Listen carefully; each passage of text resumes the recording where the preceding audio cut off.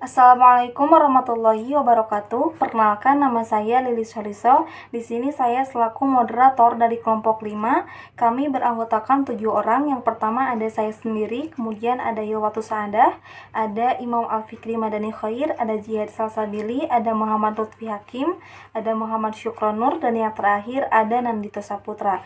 Di sini kami akan menjelaskan dan memaparkan hasil dari penelitian kami mengenai penerapan manajemen komunikasi dan aliran informasi yang digunakan pada organisasi pengurus cabang Nahdlatul Ulama Kota Bandung. Baik, kita langsung saja kepada pemaparan materi yang pertama, yaitu mengenai penjelasan profil dan sejarah singkat dari organisasi pengurus cabang Nahdlatul Ulama Kota Bandung yang akan dijelaskan oleh pemateri pertama. Kepadanya saya persilakan. Bismillahirrahmanirrahim. Sebelumnya terima kasih kepada moderator yang telah mempersilahkan saya untuk memaparkan tentang latar belakang dari PCNU itu sendiri. Baik, PCNU Pimpinan Cabang Nahdlatul Ulama adalah sebuah organisasi Islam di Indonesia yang berbasis di Kota Bandung. PCNU Bandung merupakan cabang dari PBNU. Pimpinan Besar Nahdlatul Ulama, organisasi Islam terbesar di Indonesia. PCNU Kota Bandung berdiri pada tanggal 17 Januari 1954, bertempat di Pabrik Syukur dengan berhasil melantik pengurus pertama, yaitu Kiai Haji Fahrudin, jabatan Syuriah. Selama PCNU Kota Bandung berdiri hingga saat ini, banyak memiliki kontribusi dalam bidang sosial dan keagamaan di masyarakat Bandung. Di dalam PCNU Kota Bandung juga tidak berhenti memberikan manfaat dan pengaruh yang besar kepada masyarakat di Kota Bandung sejak pertama berdiri. Adapun struktur dari pengurus PCNU Kota Bandung saat ini pada bagian Mustasyar, yaitu Kiai Haji Amar Soleh, dan pada bagian Syuriah ada rais pertama, yaitu Kiai Haji M. Tajuddin Subki, dan pada bagian Tahfidiyah diketuai oleh Haji Agus Syarif Hidayatullah. PCNU Kota Bandung mengadakan berbagai kegiatan keagamaan seperti pengajian, khutbah Jumat, dan penggalangan dana. Mungkin segitu saja dari saya dalam memaparkan latar belakang dari PCNU itu sendiri. Terima kasih. Wassalamualaikum warahmatullahi wabarakatuh. Struktur dari kepengurusan PCNU Kota Bandung saat ini dimulai dari bagian Mustasyar. Mustasyar ini adalah struktur organisasi NU, berarti dalam jajaran ini Dewan Pusat Penasehat gitu ya.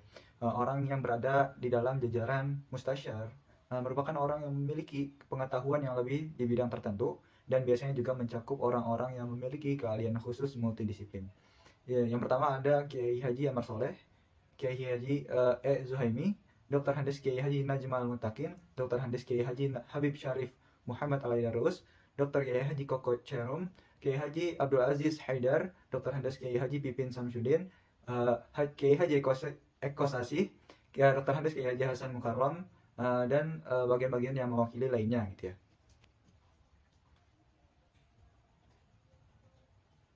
Baik, terima kasih kepada moderator yang telah memberikan saya waktu untuk menjelaskan mengenai bagaimana struktur yang terdapat pada PCNU Kota Bandung gitu ya. Adapun struktur dari kepengurusan PCNU Kota Bandung saat ini, kita mulai pada bagian Mustasyar gitu ya. Mustasyar pada struktur organisasi NU berarti jajaran Dewan Pusat Penasehat gitu ya. Orang yang berada di dalam jajaran Mustasyar ini merupakan orang yang memiliki pengetahuan yang lebih di bidang tertentu dan biasanya juga mencakup orang-orang yang memiliki keahlian multidisiplin gitu ya. Yang pertama ada Kiai Haji Amar Soleh, Kiai Haji Huzaimi, Dr. Handes Kiai Haji Najmal Mutakin, Dr. Handes Kiai Haji Habib Syarif Muhammad Al-Aidarus, yang kemudian ada Dr. Handes Kiai Haji Koko Cerum, Kiai Haji Abdul Aziz Haidar, Dr. Handes Kiai Haji Pipin Syamsuddin, Kiai Haji Eko Sasi, Dr. Handes Kiai Haji Hasan Mukarram, Kiai Haji Abdul Hasan, Dr. Handes Kiai Haji Mukhtar Maja, Dr. Handes Kiai Haji Ahmad Kutub, Dr. Handes Kiai Haji Haseb Mulyana Ismail, MPLJ, Dr. Handes Kiai Haji Agus Abdullah, MPDI, Kiai Haji Umar Soleh, Dr. Handes Kiai Haji Ahmad Soherman, MPD, Kiai Haji Agus Salim Hidayat, Dr. Handes Kiai Haji Aceng Dudung, Kiai Haji Aib Saifullah, Dr. Handes Kiai Haji Endang Burhanuddin, MPD. Yang kemudian kita lanjut kepada bagian Syuriah. Syuriah ini merupakan pengarahan, pembinaan, dan pengawasan pelaksanaan keputusan-keputusan organisasi NU. Sama seperti Mustasyar, jabatan Syuriah ini juga tersebar di seluruh tingkatan NU, dari pengurus besar hingga pengurus ranting. Eh, ada rais pertama gitu ya, yaitu yang pertama ada Kiai Haji M. Tajuddin Subki, dan wakil raisnya yaitu Kiai Haji Ateng Mohaimin. Yang kemudian ada Kiai Haji Maftul Khalil, Dr. Hades Kiai Haji Muhyiddin Abazasa, SPD, Prof. Dr. Kiai Haji Sukriyadi Sambas, Dr. Hades Kiai Haji Ragu Sansuni, Kiai Haji R. Khalili, Kiai Haji Al-Hafiz Mansur, dan yang lainnya. Kemudian selanjutnya ada Katib. Ya, Katib ini merupakan penulis atau juru catat dalam NU. Istilahnya merujuk pada jabatan sekretaris Syuriah gitu ya.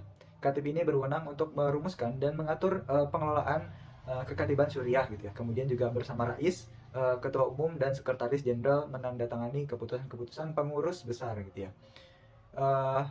Dalam kegiatan ini diketuai oleh Dr. Hades Kiai Haji Asep Jamaluddin, Kiai Haji Endang Maksum, Kiai Haji Yusuf Tajiri. Kemudian dilanjut ke Kiai Haji Yayat Nurul Hidayat, dan wakil katib yaitu Dr. Hades Kiai Haji Khairuddin Ali MPD, Kiai Haji Ubaidillah Hidayat SHI, Kiai Haji Ali Mustamil, Kiai Haji Adat Supriyatna, Kiai Haji Ustadz Entia Sufita, Ustadz Jajang M. Sofyan, Ustadz M. Yazid Kamal, Dr. Hades Kiai Haji Asep Faturrahman MAG, Kiai Haji Amirul Ali SAG, dan yang mewakilinya. Kemudian kita masuk kepada bagian Tanfiziyah. Tanfiziyah ini merupakan pelaksanaan keputusan-keputusan organisasi Nahdlatul Ulama gitu ya. Sama dengan seperti Mustasyar dan Syuriah, jabatan Tanfiziyah tersebar di seluruh tingkatan NU, dari pengurus besar sampai kepada pengurus ranting. Diketuai oleh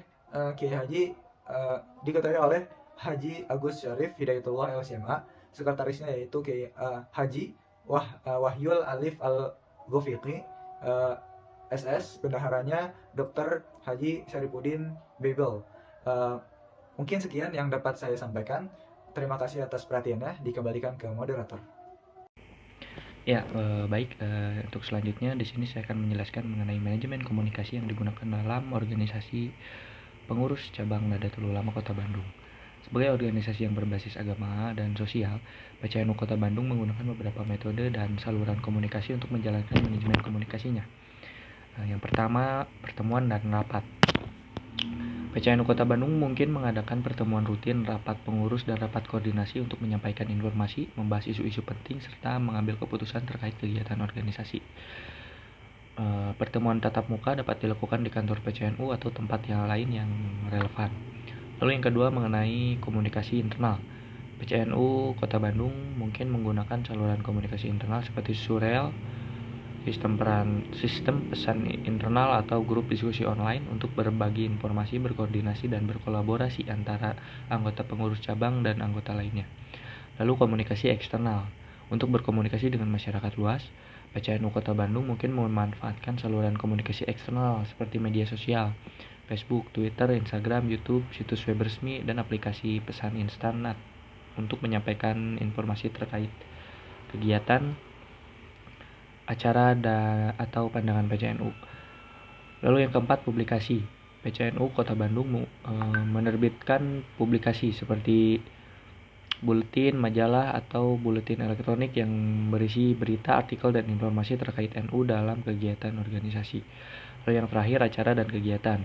PCNU Kota Bandung juga mungkin menggunakan acara dan kegiatan sebagai sarana komunikasi, misalnya melalui seminar, diskusi publik, ceramah agama, atau acara pesan-pesan penting yang mempromosikan nilai-nilai NU. Mungkin cukup sekian yang bisa saya sampaikan. Terima kasih. Ya, baik. Terima kasih kepada moderator yang telah memberikan saya kesempatan untuk menyampaikan materi. Insya Allah saya akan menyampaikan materi tentang aliran informasi organisasi yang diaplikasikan dalam organisasi pengurus cabang Nahdlatul Ulama Kota Bandung. Aliran informasi ini sangat dibutuhkan untuk menyampaikan suatu pesan baik terhadap internal ataupun eksternal organisasi.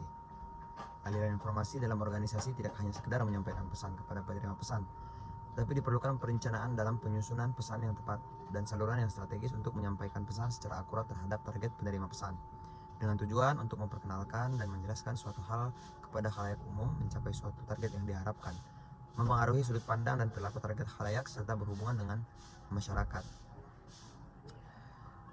Umumnya, ada beberapa aliran informasi yang mungkin digunakan oleh PCNU Kota Bandung, yakni yang pertama ada komunikasi langsung.